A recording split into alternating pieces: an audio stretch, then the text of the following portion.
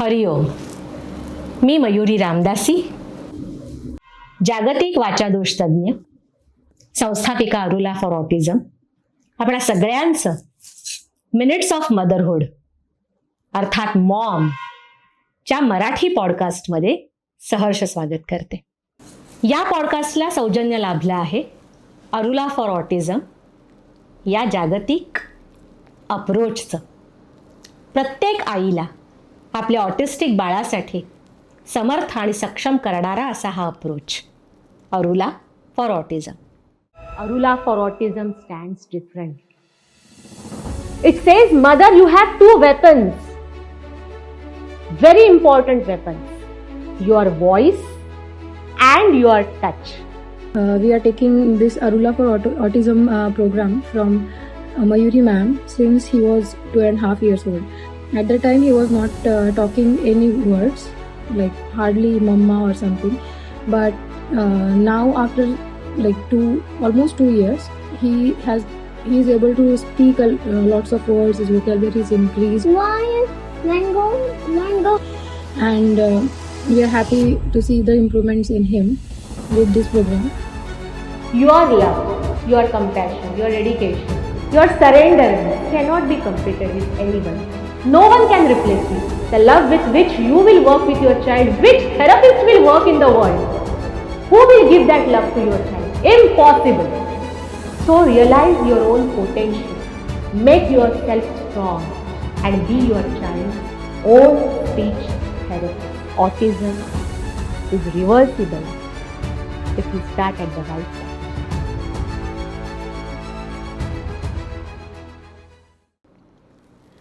मंडळी, आपण सगळे जाणताच हिरकणीची गोष्ट. हिरकणी गड उतरून आली आपल्या बाळाला भेटायला. ही गोष्ट सगळ्यांना माहिती आहे. आपण खूप प्रेमाने ती गोष्ट वाचतो आणि हिरकणीच्या धैर्याचं खूप कौतुक करतो. पण खरं सांगू का मंडळी, रोज सकाळी 9 वाजता आपल्या बाळाला घरात ठेवून मागे ठेवून कामावर निघणारी प्रत्येक स्त्री ही एक हिरकणीच असते. ती आपलं कार्य साध्य करण्यासाठी घराबाहेर पडते. कुटुंबाची गरज म्हणून, कित्येकदा आपण घेतलेल्या शिक्षणाची परतफेड समाजाला व्हावी म्हणून, अशा या विचारातून ती घराबाहेर पडते आणि जणू काही एक युद्धच खेळून परतते आपल्या बाळासाठी घरी. तर अशा आपल्या फील्डमध्ये सक्षमतेने कार्य करणाऱ्या आणि यशस्वी झालेल्या आईला आपण दरवेळेस मॉम या पॉडकास्टमध्ये बोलवत असतो. तर आजही आपल्यासोबत आहे अशीच एक कर्तृत्ववान आई, जिने आपल्या बाळांकडे लक्ष देताना, त्यांना वाढवताना आपल्या कार्याकडे दुर्लक्ष केलं नाही. एका शिक्षिकेने पाहिलेलं स्वप्न, एका उद्योजिकेने घेतलेली जबाबदारी आणि एका समाजसेविकेने उभी केलेली परिवर्तनाची चळवळ. महाराष्ट्रातील 31 जिल्हे, 60,000हून अधिक शिक्षक आणि 300 पेक्षा जास्त उपक्रम, या उल्लेखनीय प्रवासाचं नाव श्रीमती सीता दळवी. तर आपण स्वागत करूया आज सौ सीता दळवी यांचं. प्लीज. नमस्कार. सीता दळवी या नवी मुंबईत वास्तव्य करून आहेत. पेशाने त्या शिक्षक असून, म्हणजे आता त्या शिक्षकी पेशा तसा त्यांनी थोडा बाजूला ठेवला आहे, कारण त्यांचं कार्य आता त्याची व्याप्ती वाढलेली आहे. तर SR दळवी फाउंडेशन शिक्षक आणि निसर्ग या दोघांची जपणूक करणारी ही संस्था त्यांनी स्थापन केली आहे आणि त्याचं कार्यही फार वेगाने वाढत आहे. सीता दळवी, तुमचं खूप खूप स्वागत आहे सीताताई या आजच्या या पॉडकास्टमध्ये. तर या पॉडकास्टला सुरुवात करताना नेहमीच आम्ही हा मातृत्वाचा प्रवास आहे हे जरी माहीत असलं तरी त्या प्रत्येक आईचा प्रवास तिच्या बालपणापासून जाणून घेण्याची उत्सुकता आमच्यामध्ये असते. तर सीताताई, तुमचं बालपण आणि तुम्हाला लाभलेले संस्कार या सगळ्याबद्दल थोडक्यात तुम्ही सांगून आपण ही सुरुवात करू या पॉडकास्ट. आधी तुमचे आभार, खूप खूप आभार, तुम्ही मला इथे बोलवलं त्याबद्दल. हा विषय तुमचा फार आजच्या पिढीसाठी किंवा आजच्या या परिस्थितीत अतिशय महत्त्वाचा असा हा विषय मला वाटतो. मी या विषयावर खूप काम करते. एक शिक्षिका असल्यामुळे ते कायमच असतं. संस्कार हा विषय माझ्यासाठी फार महत्त्वाचा आहे. तुम्ही माझ्या बालपणाबद्दल म्हणताय, माझा जन्म झाला, मी चेंबूरला राहायला होते, सुभाषनगरला. लहानपणापासनं आई वडील 2 भाऊ मला, आम्ही सगळे एकत्र, आमचं घर खूप लहान होतं. पण घर लहान असलं ना तरी ते म्हणतात ना, घरामध्ये जे प्रेम असतं, ही आज घरं मोठी आहेत पण प्रेम जरा असं कमी आपल्याला कमी जाणवतं. झालंय. पण एक माझे वडील मिलमध्ये काम करत होते. 4थीपर्यंत खूप छान परिस्थिती होती, अतिशय सुंदर. म्हणजे त्यावेळी मिल कामगारांची परिस्थिती खूपच चांगली होती. म्हणजे आमच्या गावावरनं जे यायचे ते म्हणायचे, अरे मिलमध्ये काम करतो म्हणजे व्यवस्थित सगळं छान. पण 1983ला वडिलांची मिल बंद पडली. आणि नंतर जी एक म्हणजे माझ्या आयुष्यात मी चढ उतार खूप पाहिले सगळ्याच परिस्थितीत. लहानपणी, त्याच्यानंतर मोठं झाल्यानंतर, लग्न झाल्यानंतर सगळ्याच परिस्थितीमध्ये खूप बदल होत गेले आणि ते मी ॲक्सेप्ट करत गेले. कारण ॲक्सेप्टन्स हा फार महत्त्वाचा असतो कुठल्याही परिस्थितीत. तर त्या परिस्थितीतनं जेव्हा वडिलांची सॅलरी चांगली होती, सगळं छान चाललं होतं, अचानक एक दिवस कळलं की मिल बंद झाली आणि एक काय म्हणतात ना, तो डोंगर कोसळावा तशी परिस्थिती आमच्यावर आली.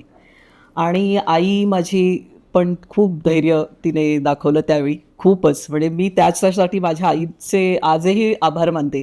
ऋणी आहे होतो आम्ही तिन्ही भावंडं त्याची. कारण त्यावेळी तिने इतकी हिंमत दाखवली की माझे वडील एकदम खचले की म्हणे आता काय करायचं. आणि मग गावी जाऊया आपण सर्व सर्व मुंबईतलं सोडून आपण गावी जाऊया. घर त्यांचं स्वतःचं होतं पण तरी नाही, आपण गावी जाऊया. आई म्हणाली नाही. माझ्या वडिलांचं टेलरिंग त्यावेळी वडील शिकलेले होते, येत होतं त्यांना, ब्लाऊज वगैरे शिवायचे. आई म्हणाली तुम्ही चिंता करू नका, मी आहे, आपण टेलरिंगचा बिझनेस सुरू करू, तुम्ही ब्लाऊज शिवा, मी तुम्हाला मदत करेन आणि मग आपण मुलांचं होऊन जाईल, तुम्ही चिंता नका करू. आणि त्यावेळी मग आई गेली. तिची मैत्रिणी होत्या, आमच्याकडे बँक कॉलनी होती, तिकडे आई जायला लागली. तिथे मैत्रिणींना सांगायला लागली की ते ब्लाऊज शिवतात, तुम्ही एक ब्लाऊज शिवून बघा तुम्हाला आवडलं तर. आणि मग तशा प्रकारे तिने ते आणायची आणि एवढ्या लोकांना आवडायला लागलं, बायकांना, बाबांचे शिवलेले ब्लाऊज, ते फिटिंग, की लोकं स्वतःहून मग यायला लागली. आणि दिवस रात्र मग तेच काम, आई आणि बाबा दोघंही. आम्ही लहानच होतो आणि अशात परिस्थिती अशी होती, आम्ही खूप चांगल्या शाळेत शिकत होतो त्यावेळी. शाळेची फी बऱ्यापैकी होती. मग असा एक विचार आला की नाही, आता ह्या शाळेतनं काढून म्युन्सिपाल्टीमध्ये आपण मुलांना टाकूयात की नाही होणार हे. पण त्यावेळी आईने धैर्य दाखवलं. माझ्या आईची माहेरची परिस्थिती खूप चांगली होती आणि तिचे दागिने वगैरे तिच्याकडे होते. तर तिने सांगितलं नाही, मी दागिने विकेन पण मुलांना म्युन्सिपाल्टीमध्ये नको. आता ती एवढ्या चांगल्या शाळेत 4थी-5वीपर्यंत शिकलेली आहेत, त्यांना आता त्या शाळेत जाऊन कसं वाटेल. म्हणून मग तिने आपला एक एक दागिना विकून आमची फी भरली. आणि म्हणजे काय म्हणतात ना, ते मला आजही खूप हे वाटतं आहे. आणि पण एक भयंकर कडक, भयंकर शिस्तबद्ध. माझे वडील खूप शांत आणि आई भयंकर कडक. म्हणजे असा एकदम विरोधाभास होता त्या दोघांचाही स्वभाव म्हणजे. आणि त्यानंतर मग हळूहळू आम्ही मुलंही मदत करायला लागलो, तिघंही. मी ते फ्रेमचे रुमाल बनवायचे, बाहुल्या बनवायच्या, असं सगळं आम्ही काय काय केलं आणि आलो म्हणजे. आणि 10वी नंतर मी एक गोष्ट ठरवली. 10वी झाल्यानंतर मी 11वी-12वी सायन्स केलं.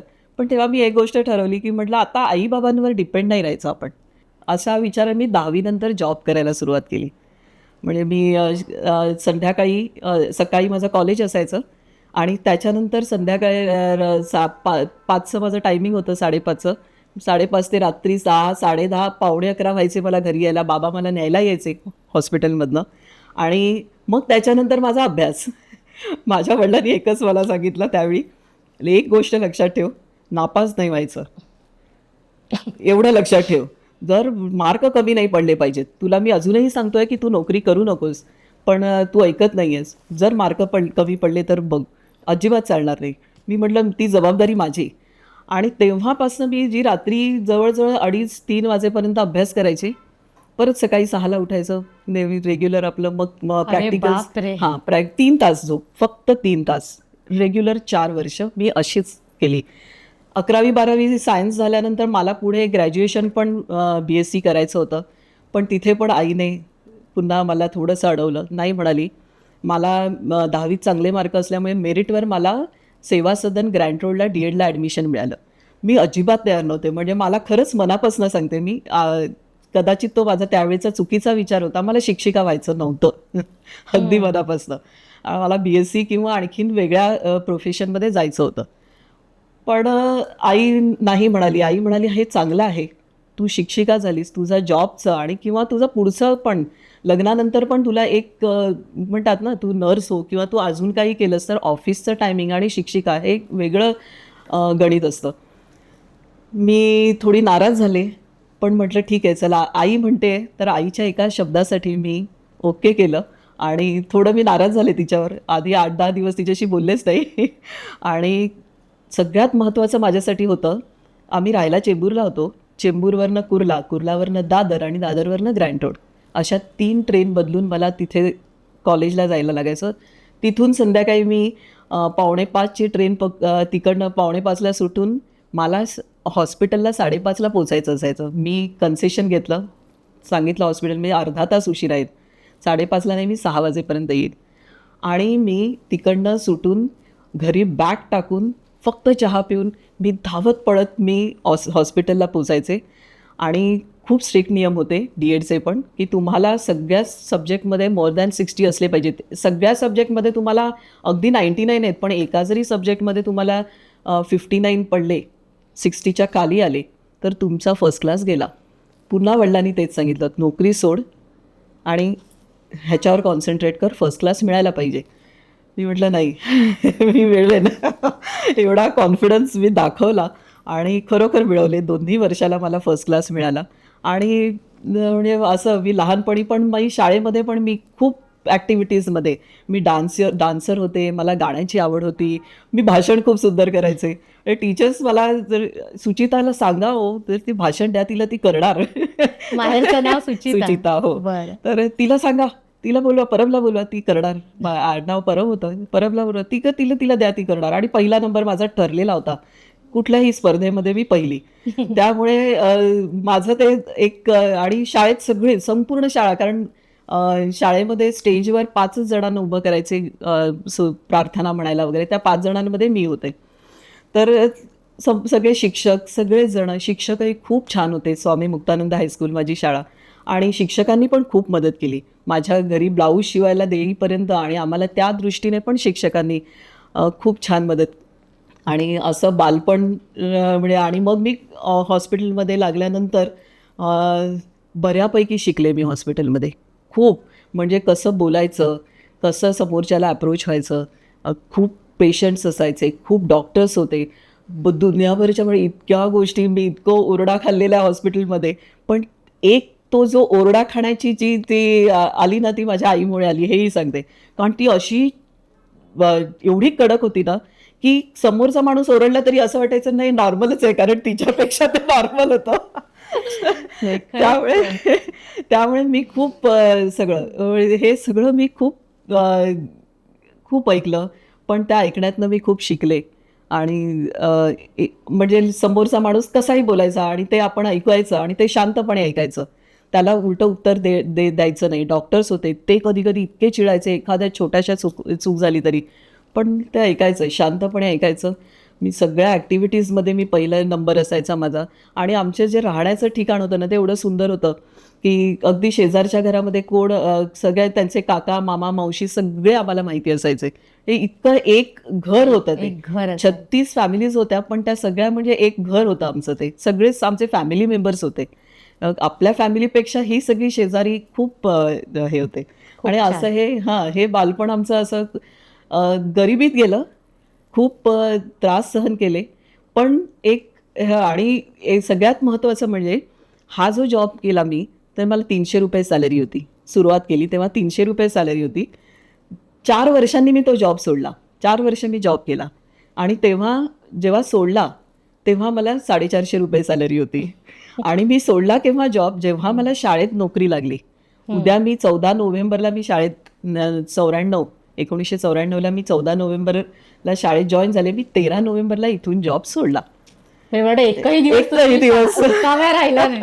पण खरं सांगू सीताताई, तुमचा हा जो आता बालपणाचा तुम्ही प्रवास सांगितला, सगळ्या घटना सांगितल्या, खरंच या पिढीला, म्हणजे मी आत्ताची तरुण पिढी म्हणेन, मला जेनझी वगैरे असं बोलणं आवडत नाही, कारण गोड बाळ आहेत ही सगळी. हो, या सगळ्यांना एक खरंच एक स्फूर्ती मिळेल किंवा एक विचार त्यांच्या या विचारांच्या त्यांच्या आवाक्याच्या पण बाहेर आहे की अशा पद्धतीने ही पिढी अशी जगली आहे की ॲडजस्टमेंट्स आणि त्यातून एक अचीवमेंट. प्रसंग आहे माझ्या, म्हणजे असे आणि एक पेशंट आला, तो बलवली डॉक्टर आणि रेखा भातखंडे असे 2 डॉक्टर होते. ते बलवली मी फक्त बघितलं, मला अक्षरच कळलं नाही.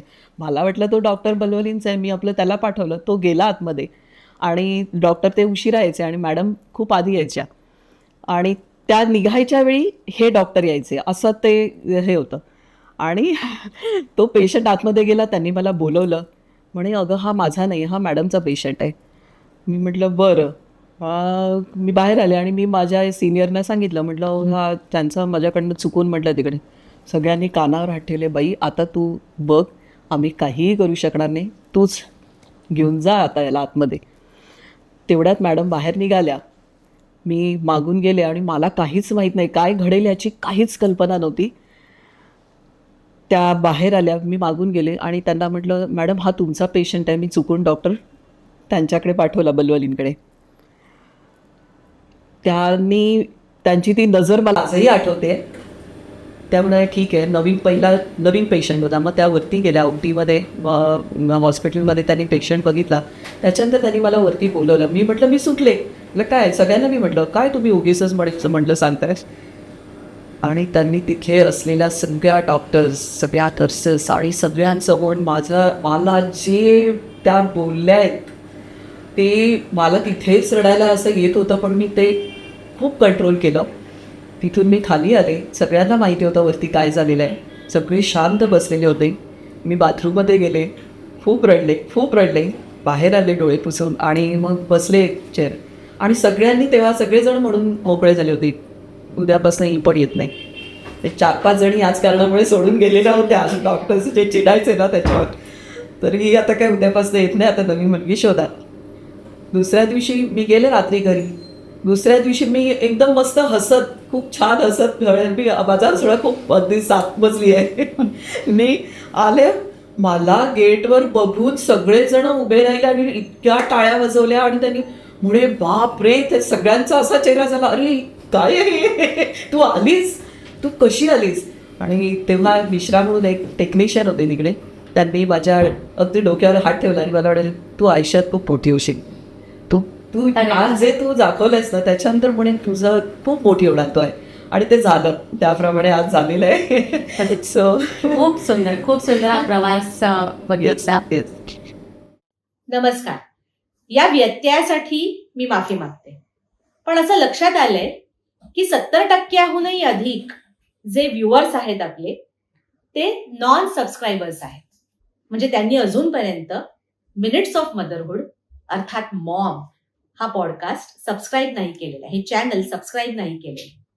तर माझी सगळ्यांना विनंती आहे की जेव्हा व्हिडिओ पाहाल, जेव्हा पॉडकास्ट पाहाल, तेव्हा लाईक करा, कमेंट करा, शेअर करा आणि त्याचबरोबर सबस्क्राईब जरूर करा.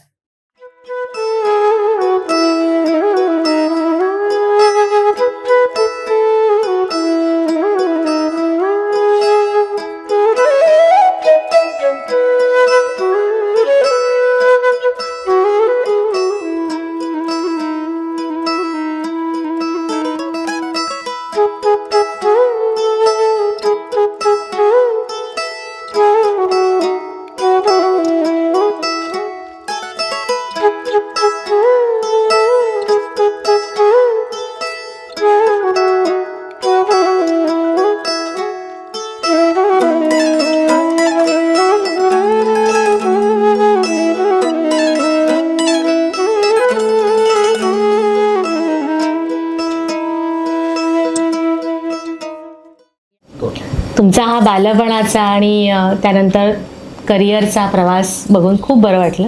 आता थोडंसं पुढे वळूया. प्रत्येक मुलीच्या आयुष्यात येणारा महत्त्वाचा प्रसंग म्हणजे लग्नाचा.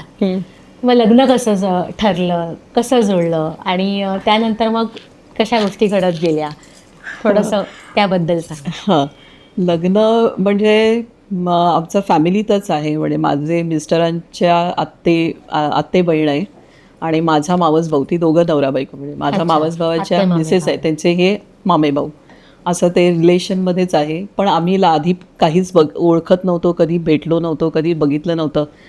अचानक मग मी म्हटलं ना, मी शाळेत जॉबला लागले. शाळेत जॉबला लागल्यानंतर तिथेही माझी अशीच होती. मी सगळ्यांशी खूप म्हणजे शाळेमध्ये 2-3 ग्रुप्स होते असे, एक वेगळा, एक वेगळा. पण माझं असं होतं की मी सगळ्यांशी मिळून मिसळून होते. कुणाशीही माझं वाकडं नाही. मला शाळेत पण मॅडमने खूप मदत केली. पहिला 1.25 वर्ष मला सॅलरी नाही मिळाली शाळेत. पहिला 1.25 वर्ष मला एकही रुपया सॅलरी नाही मिळाली. अरे बापरे. आणि सगळेजण मला म्हणत होते की अगं तुला नाही देणार, तू बघ, तू कंप्लेंट कर, तू असं कर, तू तसं कर. मी काही केलं नाही. यज्ञोपवीत मॅडम होते, आजही मी त्यांचे आभार मानते अगदी मनापासनं. त्यांनी मला एवढा सपोर्ट केला आणि त्या मला एकच म्हणाल्या, तुझं होणार, तू चिंता करू नकोस.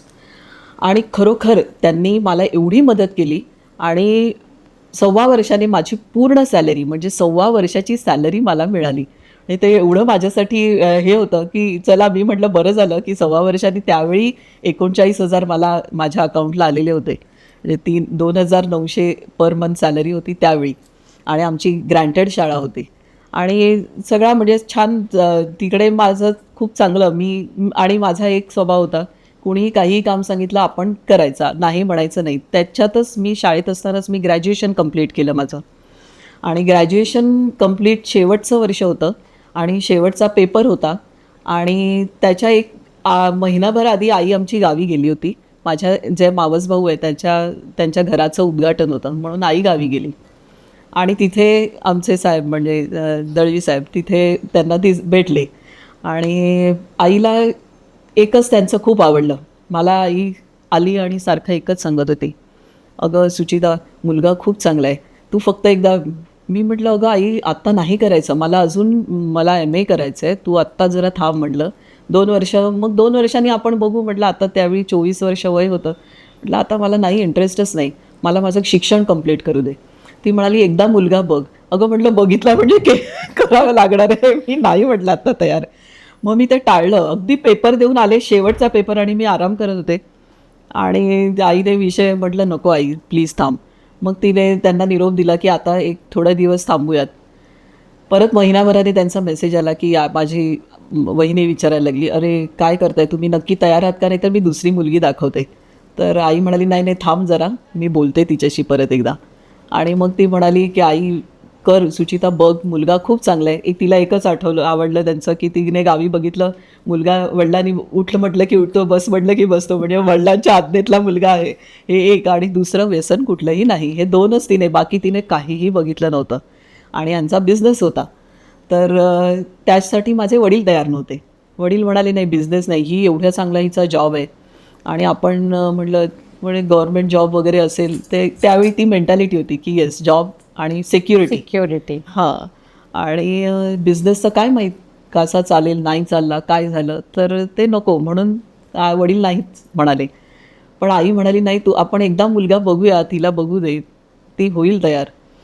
तर शेवटी मग वहिनीने समोरनं अल्टिमेटम दिल्यानंतर मी म्हटलं आई चल, तुझी इच्छा आहे ना, चल म्हटलं जाऊया. म्हणजे ते एवढं कॅज्युअली होतं माझं ते. मलाच आजही मला आश्चर्य वाटतं की त्यावेळी मी हे सगळं एवढं कॅज्युअली घेतलं होतं.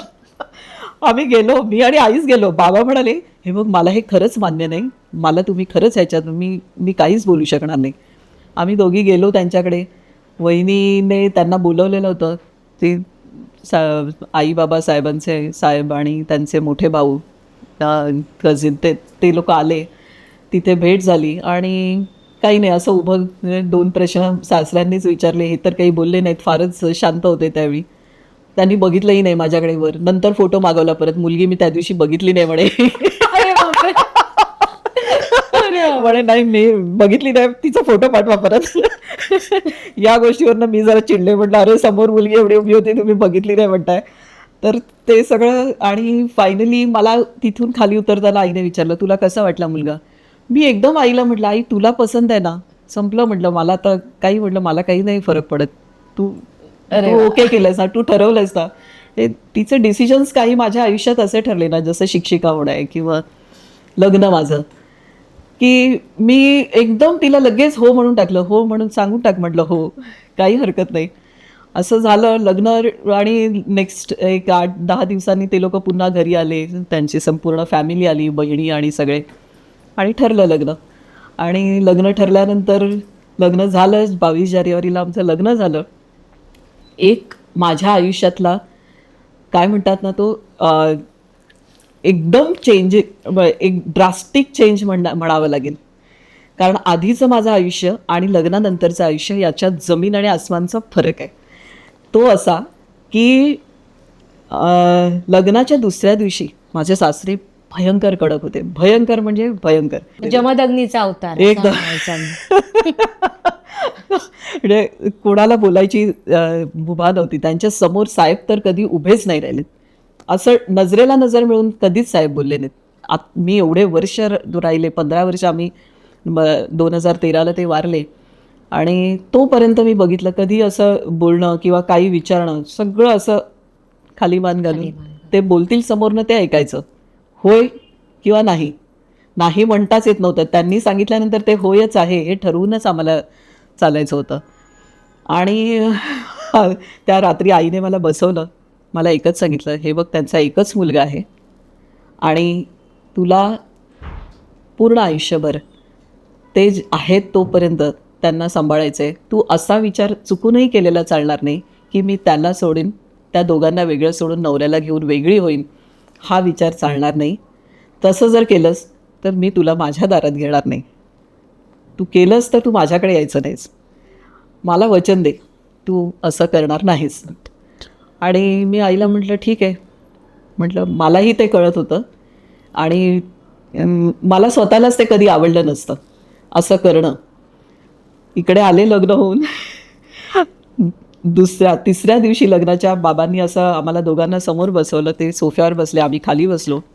मला बाबांनी पहिलं वाक्य सांगितलं, एक गोष्ट लक्षात ठेवायची, इथे शेजाऱ्यांकडे कुणाच्याही दारात कुणाच्याही घरी जायचं नाही, जास्त मैत्री चालणार नाही, फोन वगैरे कुणाचे मैत्रिणींचे किंवा हे चालणार नाही.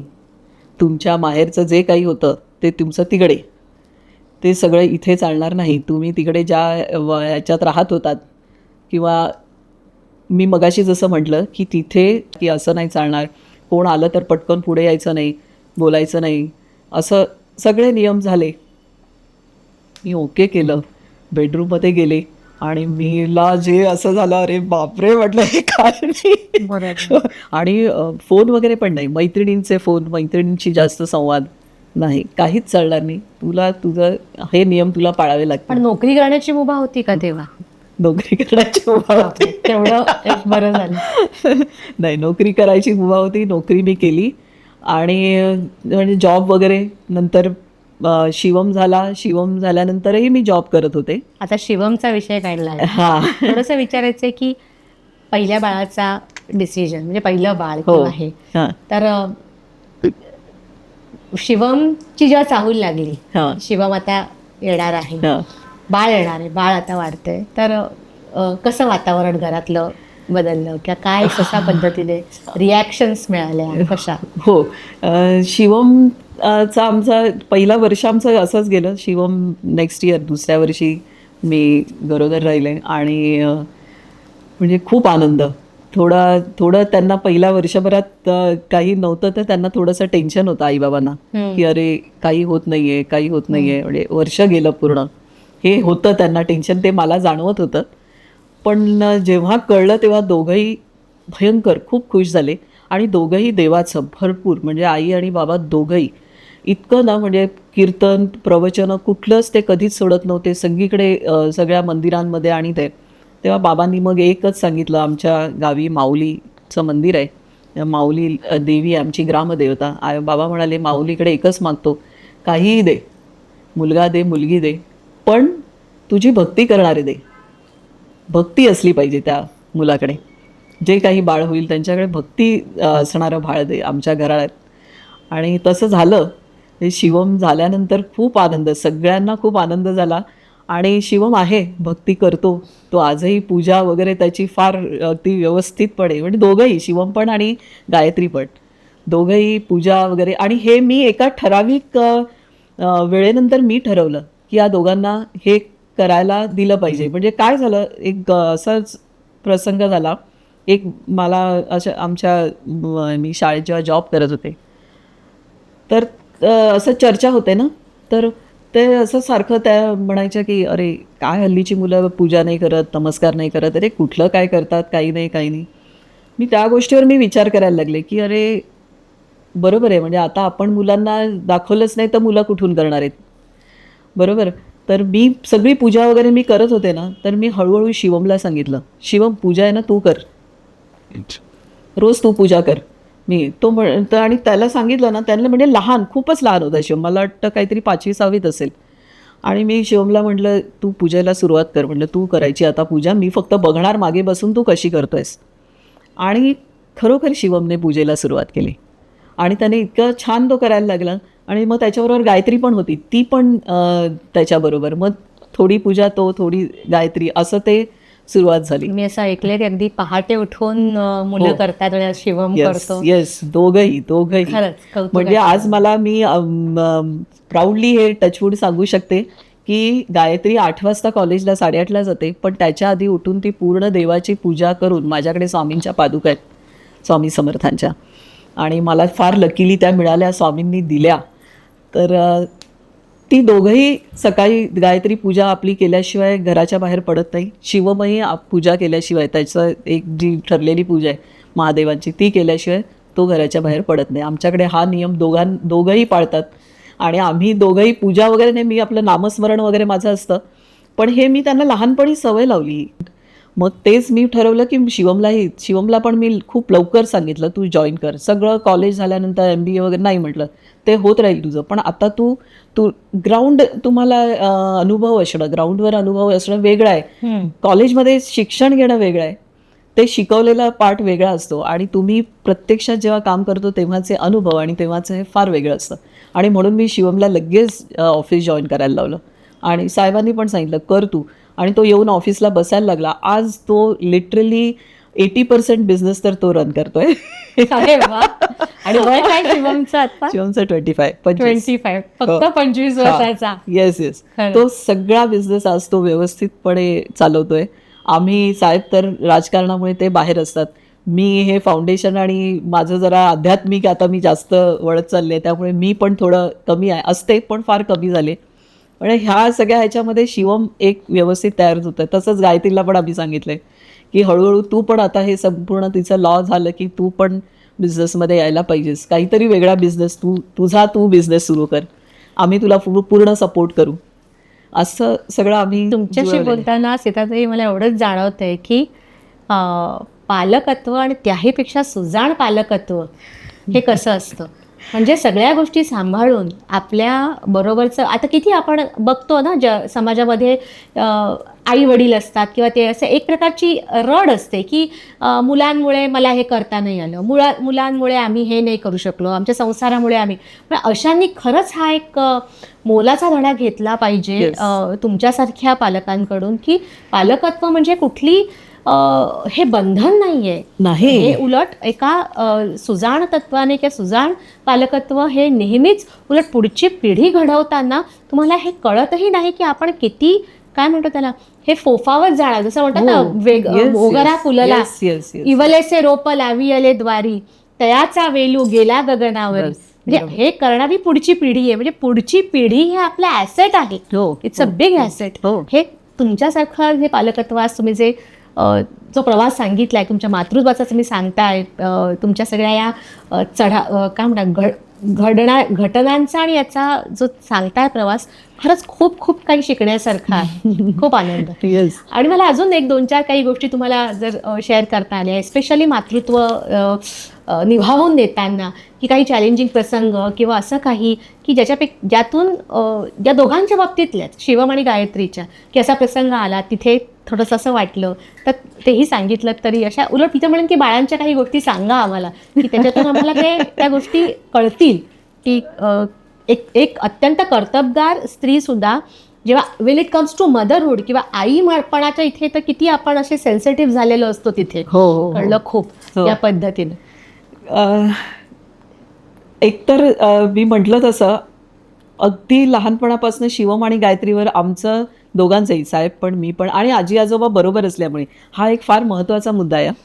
आजी आजोबा बरोबर असणं हे एक खूप पॉझिटिव्ह आमच्यासाठी होतं. पण तुम्ही एका बाजूला सांगितलं सासरे म्हणून ते अत्यंत कडक Yes. होते किंवा काय, म्हणजे आज लहान सहान गोष्टींवर म्हणजे आजची ही तरुण पिढी हे जाणून घेत नाहीये किंवा ही आजचीच नाही म्हणता येणार, अगदी पूर्वीपासून Yes, yes, की आमच्यावर बंधनं येतात, आमच्यावर हे येतं. मी तुम्हाला त्यामुळे सांगते, एका ठराविक वेळेनंतर मला जर सगळ्यात जास्त सपोर्ट कोणी केला असेल तर तो माझे सासरे होते. खरंच ना? येस, त्यांच्यामुळे मी गाडी चालवायला शिकले. मला बोलेरो डायरेक्ट त्यांनी हातात दिली, तू शिक, तू शिकायला पाहिजेस, गाडी चालवायला पाहिजेस, म्हणून डायरेक्ट बोलेरोवर आता मी मर्सिडीज, जॅगॉर सगळ्या आमच्या गाड्या मी चालवते. मी इथून नॉनस्टॉप गोव्यापर्यंत जाऊ शकते, त्याच्या पुढेही जाऊ शकते, मला काही प्रॉब्लेम नाही. अरे वा. मी सगळं मी आणि ते माझ्याबरोबर गाडीमधनं फिरायला एकदम कम्फर्टेबल असायचे. मला कळलं चल तू गाडी घेऊन चल असं, पण त्यांनी मला ते शिकवलं. म्हणजे जी बंधनं त्यांनी म्हणतात ना, ते त्या पूर्वीच्या लोकांची एक सवय होती, ते परीक्षा घ्यायचे काय करते, म्हणजे लिटरली एक लहान गोष्ट आहे की ते कुठून बाहेरनं फिरून आणि मी आणि आई असं टी व्ही बघून ते यायचं आणि टी व्ही बंद करायचे. तुमची रिॲक्शन काय आहे त्याच्यावर, त्यांना फार सवय होती परीक्षा घेण्याची. तुमची रिॲक्शन काय? मी शांतपणे उठून बेडरूम, मी कधीच आताताईपणा केला नाही, का बंद केला, मग मला बघायचंय, नेव्हर, कधीच नाही. मी शांतपणे उठून बेडरूममध्ये जाऊन बसायचे. एकच टी व्ही होता, पण आज देवाने 5 टी व्ही दिले आहेत, 5 बेडरूम आहेत, 5 टी व्ही 4 बेडरूम, एक हॉलमध्ये, प्रत्येक रूममध्ये टी व्ही. म्हणजे जे परिस्थिती बदलते, आपण त्याला कसं रिॲक्ट होतो किंवा आपण त्याला कसं सामोरं जातो. पण हे संस्कारातून येतं, हा, तुमच्या yes. आईचे मोलाचे संस्कार Yes. आणि तिने सांगितलेल्या गोष्टी. हो, yes. म्हणजे आज छोट्याशा क्षुल्लक कारणावर घटस्फोट घेणाऱ्या किंवा भांडणं करून आपल्या पती पत्नी वेगळे होतात, आई वडील, म्हातारे आई वडील सोडले जातात, या सगळ्या घटनांचा विचार करता नाही, मी नक्कीच म्हणेन की तुमच्यासारखी सहनशीलता वगैरे नसेल या पिढीत नाही आणि हरकत नाही. म्हणजे जुन्या पिढीनेही बदलत गेलं पाहिजे, हो. नवीन पिढीला ऍक्सेप्ट केलं Yes, पाहिजे, yes, पण yes. त्याचबरोबर नवीन पिढीनेही थोडा तो दृष्टिकोन ठेवला पाहिजे की हो, आज हो. आम्ही दोघं आहोत, पुढे येणारी आमची आमची संतती, आमची बाळं आहेत, आमचं हो, कुटुंब हो, वाढणार आहे. हो. तेव्हा मला म्हणजे सासू सासरे असल्याचे, आपण नेहमी प्रोज अँड कॉन्स म्हणतो ना, हा. की प्रोज म्हणजे सासू सासरे असल्याचे जे म्हणतो ना, ज्याला प्रॉब्लेम्स ते कमी आहेत, पण त्याच्याहून जास्त फायदे आहेत. फायदे आहेत. त्यामुळे एक्झॅक्टली. एकत्र कुटुंब पद्धती जी तुम्ही आता सांगताय ती Exactly, मला खरंच बरं वाटतंय, कारण या exactly. सगळ्यातून आमची पिढी गेलेली आहे. हो, म्हणजे आपली पिढी गेलेली आहे त्यात. हो हो हो, अगदी अगदी. म्हणजे मला आजही मी सगळ्यांना सांगते की आजी आजोबा असले पाहिजेत मुलांबरोबर. ते नसतील तर जे प्रॉब्लेम्स असतात तेही आम्ही बघितलेले आहेत लोकांचे. कारण माझे सासू सासरे गेल्यानंतर मला आजही माझ्या आईंची आठवण आली की माझ्या डोळ्यात पाणी येतं, मला खूप वाईट वाटतं. माझे वडील मागच्या वर्षी वारले. म्हणजे मोठी माणसं, ह्या माणसांकडनं बरंच शिकण्यासारखं असतं. माझे सासऱ्यांकडनं खूप शिकले मी. असं नाही आहे, त्यांनी मला सुरुवातीला त्यांनी जी परीक्षा घेतली, पण नंतर मी म्हटलं ना, बिझनेसमध्ये पण मला आणणारे तेच होते.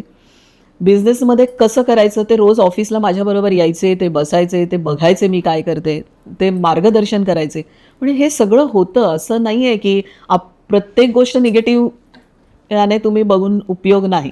तुम्ही त्याचं, आणि साहेबांची साथ त्यामध्ये होतीच मला बरोबर, कारण त्यांनीच मला नोकरी सोडायला लावली. कारण मी अजूनही म्हणते, विचार करते, अरे गव्हर्नमेंट जॉब सोडायला लावला मला, म्हणजे तो एक किती धैर्य लागेल ना त्याच्यासाठी.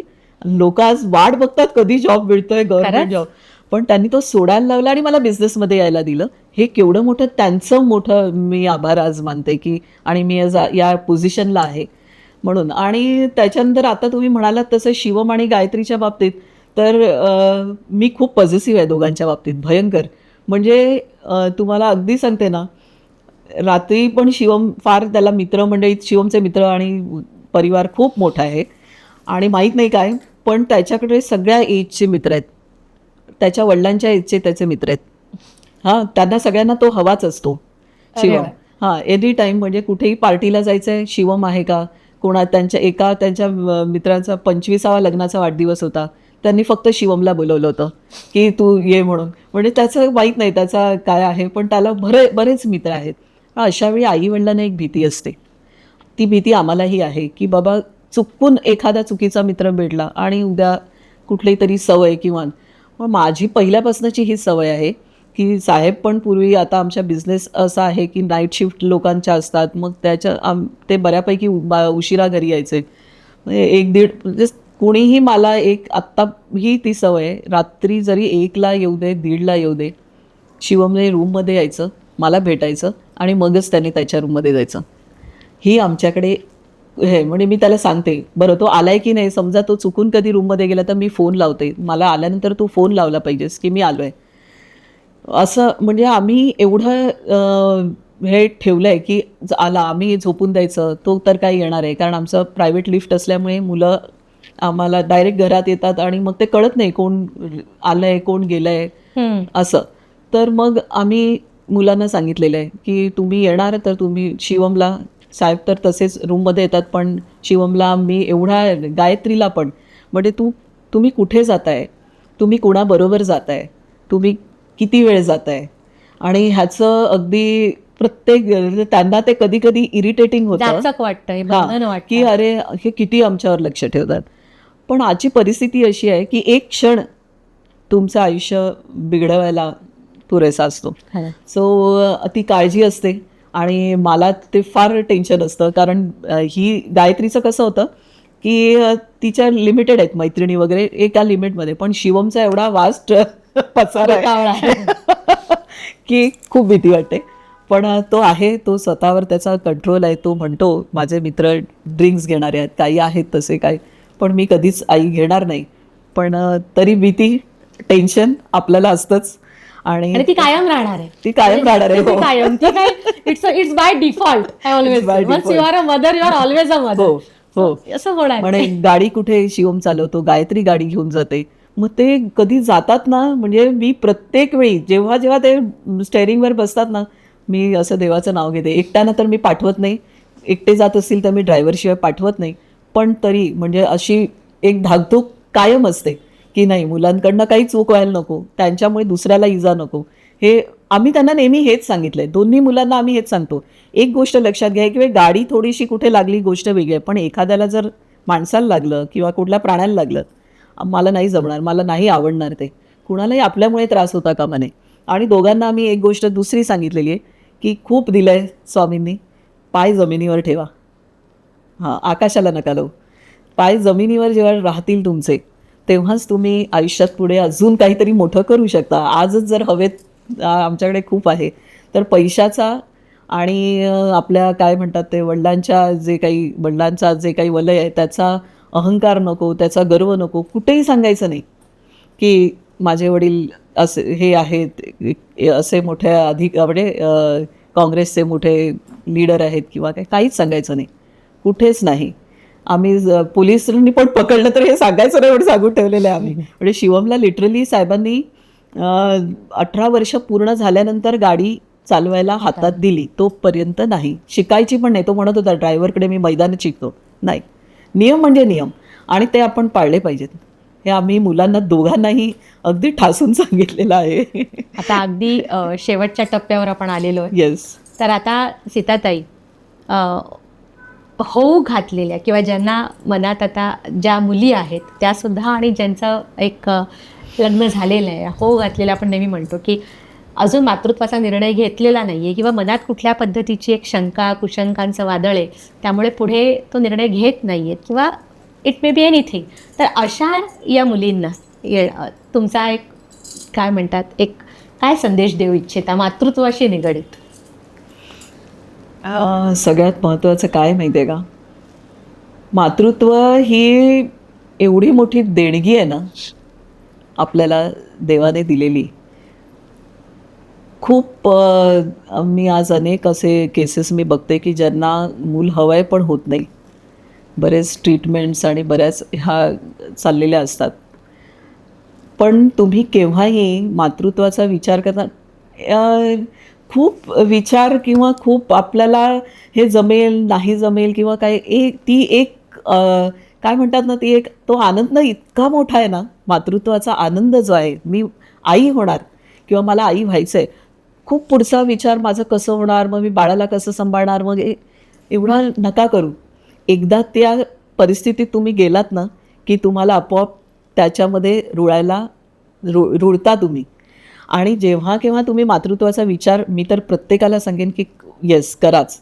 एक तरी बाळ असावं, एकापेक्षा मी म्हणेन 2 असेल तर. भावंड काय आहे, एकमेकांमध्ये कसं राहायचं हेही मुलांना कळतं, पण इट डिपेंड्स, ते प्रत्येकाचं इंडिव्हिज्युअल हे आहे. पण मातृत्व ही एक देणगी आहे आणि ती प्रत्येक आईला, प्रत्येक मुलीने त्या फेजमधनं जायलाच हवं. आणि नका टेन्शन घेऊ, खूप खूप सोपं आहे. असं आपण कुठल्याही गोष्टीकडे जेव्हा कठीण, अरे बापरे आता काय, मी आता, म्हणजे माझ्यासमोर इतके असे लोक येतात आणि मुली विचार करतात की नाही मग असं कसं होणार, मग आम्ही त्याला कसं सांभाळणार, मग मला ते जमेलच की नाही, मग नका करू एवढा विचार. त्याच्यातला आनंद बघा, फक्त आनंद बघा, त्यातला पॉझिटिव्ह ऑरा बघा, जो काही पॉझिटिव्हनेस आहे तो बघा. कशाला एवढा निगेटिव्ह विचार करताय तुम्ही? पॉझिटिव्ह विचाराने जा पुढे. सकारात्मकता आणि सकारात्मक तुम्ही असाल ना तर सगळं होऊन जातं, आपोआप होऊन जातं. आणि मार्ग दाखवणारा असतो कोणीतरी. आपल्या आजूबाजूला जी एक एनर्जी आहे ना ती कायम आपल्यासाठी काम करत असते. तुम्ही पॉझिटिव्ह असाल तर ती पॉझिटिव्हच तुमच्याबरोबर असते, तुम्ही निगेटिव्ह असाल तर ती तुमच्याबरोबर निगेटिव्हच असणार आहे.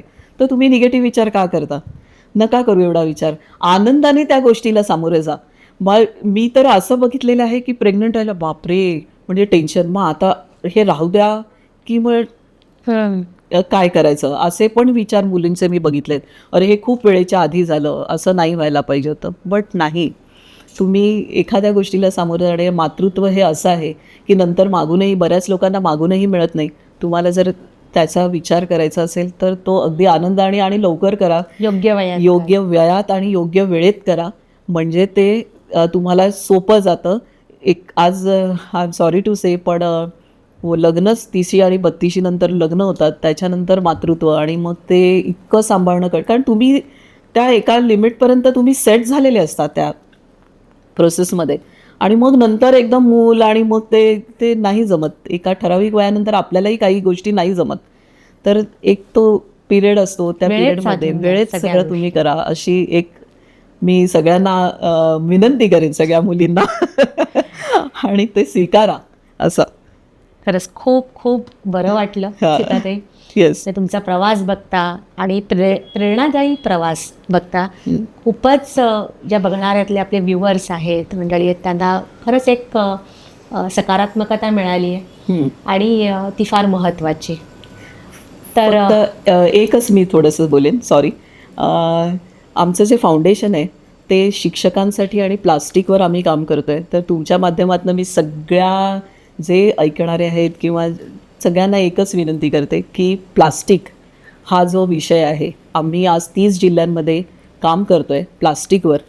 आणि झाडं लावणं, निसर्गासाठी आम्ही काम करतो आहे. आम्ही दरवर्षी 1000 झाडं लावत असतो प्रत्येक ठिकाणी. शाळांमध्ये आम्ही मुलांना, शिक्षकांना हा प्रोग्राम देतो दरवर्षी त्यांचे. आणि प्लास्टिकवर आता आम्ही सिबडी जिथे राहतो आहे तिथून आम्ही जवळजवळ 10 ते 15 टन प्लास्टिक आम्ही गोळा केलेला आहे.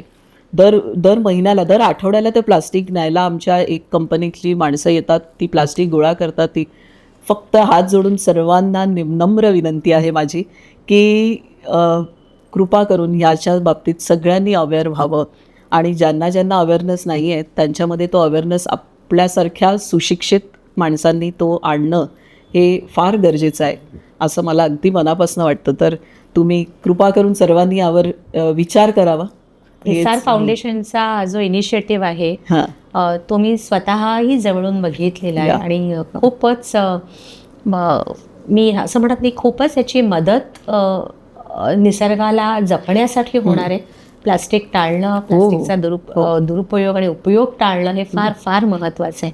तर धन्यवाद सीताताई. थँक्यू, धन्यवाद. तुम्ही इथे आलात आणि खूप छान मार्गदर्शन केलं सगळ्यांना आणि तुमचा जीवन प्रवासही उलगडवून सांगितलात. तर पाहिलंत मंडळी, एका सामान्य कुटुंबात जन्म घेऊन यशाची अशी भरारी मारणारी कर्तृत्ववान आई आपल्या आज येऊन गेलेली आहे आणि आपली भेट झालेली आहे तिच्याशी.